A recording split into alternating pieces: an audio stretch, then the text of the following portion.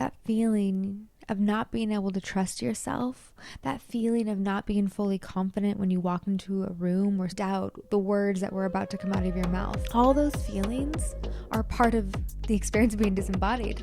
What is embodiment?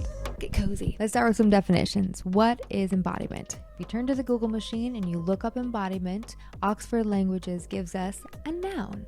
Embodiment is a tangible or visible form of an idea, quality, or feeling. An example sentence is, she seemed to be a living embodiment of vitality. Synonyms for embodiment include paragon. Wow, cool word. Quintessence, essence, soul, realization, manifestation. So there's a connection between embodiment and soul. Embodiment is really about you manifesting your essence in the world, bringing your soul into tangible form. It's beautiful work and it's so important. It's really the key to everything you've been doing. Many of my clients come to me after they've been on this journey for a while. They've done the talk therapy and the self-help, and it's gotten them to a certain point. It's gotten them here, but they know there's more. And they can't quite figure out how to cross that chasm. They have the language they didn't have before. They have way more self-awareness. They have more tools, but they don't have integration. What they're missing and what they're longing for is the embodiment piece. They still feel disconnected from themselves. They still feel kind of stuck in their heads, and they're not quite sure how to take all that good insight and show up in the world differently because of it. So embodiment work does just that. It helps you actually show up in the world differently.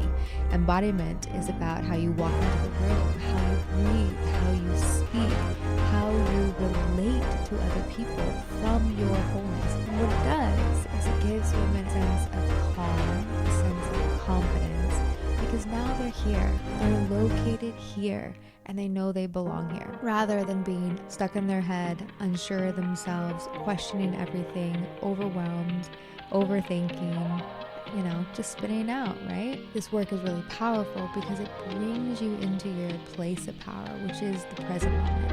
And the doorway into the present moment is through our somatic experience of being here. So tell me, what are you experiencing right now? What are you sensing? Just take a moment and look around you. What do you notice? What are you seeing? What do you hear? What do you taste in your mouth?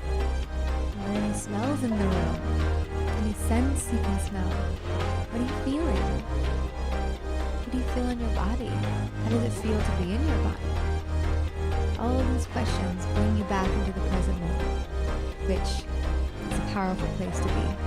And it immediately helps you feel more grounded. Immediately helps you feel more connected to who you are.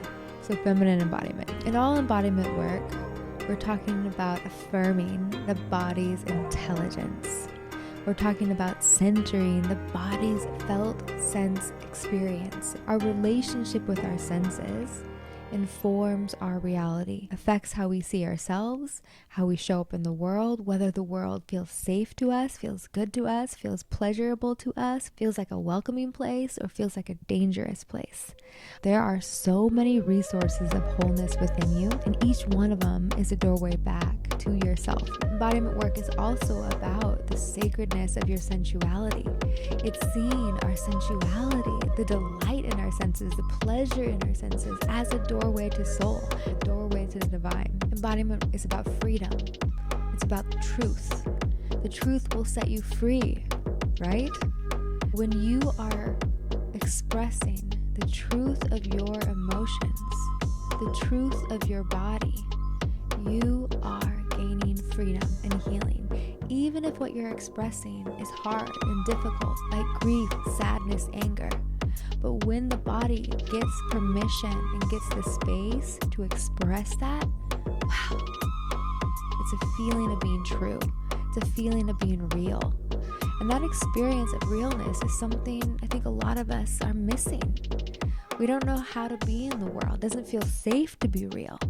We haven't yet learned how to reclaim our own inner sense of safety so that we can experience ourselves as real. That feeling of not being able to trust yourself, that feeling of not being fully confident when you walk into a room or sit down at a table, that feeling that when you begin to speak, something in your throat catches and you begin to doubt the words that were about to come out of your mouth. All those feelings are part of the experience of being disembodied, of not fully being able to trust that it's safe to be here, that it's safe to be fully here, to take up your space, to breathe and move and speak from your wholeness.